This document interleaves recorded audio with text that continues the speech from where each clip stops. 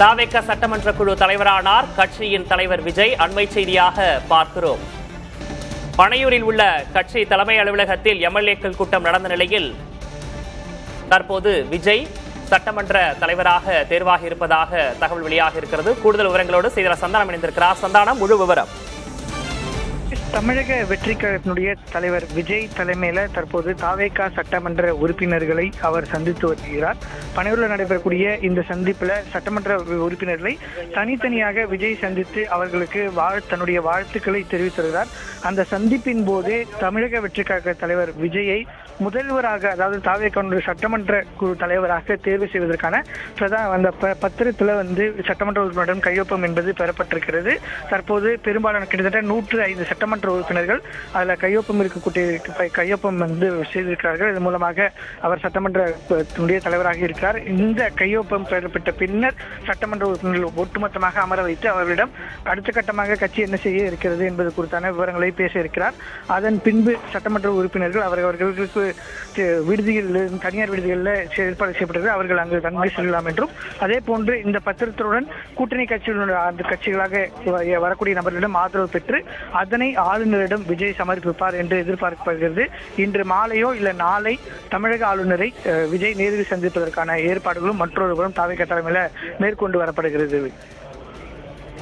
தாவேக எம்எல்ஏக்கள் கூட்டத்தில் தாவேக சட்டமன்ற குழு தலைவராக இருக்கிறார் அக்கட்சியின் தலைவர் விஜய். முதல் நகர்வாக இது நடந்திருக்கிறது. அடுத்தடுத்த என்னென்ன நகர்வுகள் நடைபெற இருக்கின்றன?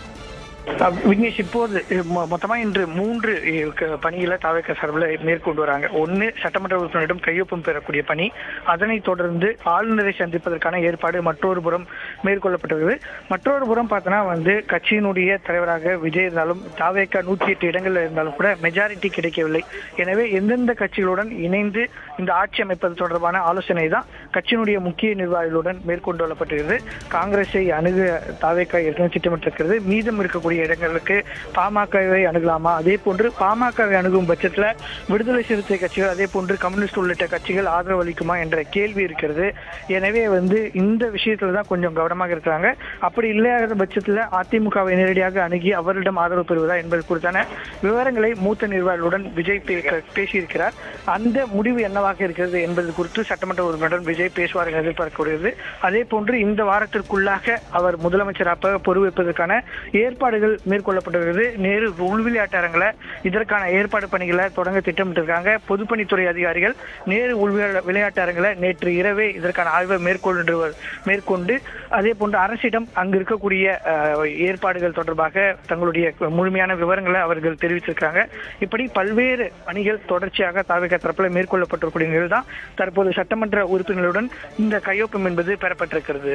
விக்னேஷ், தமிழக வெற்றி கழகத்தின் சட்டமன்ற குழு தலைவராக இருக்கிறார் கட்சியின் தலைவர் விஜய். சென்னை பனையூரில் நடந்த தாவேக எம்எல்ஏக்கள் கூட்டத்தில் விஜய் தேர்வு செய்யப்பட்டிருக்கிறார்.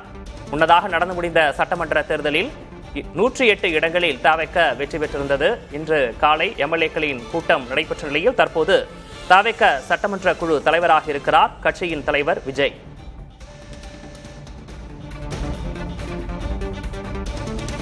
ஆட்சி அமைக்க ஆளுநருக்கு கடிதம் எழுதியுள்ள நிலையில் அடுத்தடுத்த நடவடிக்கைகளில் தாவேக தீவிரம் காட்டி வருகிறது.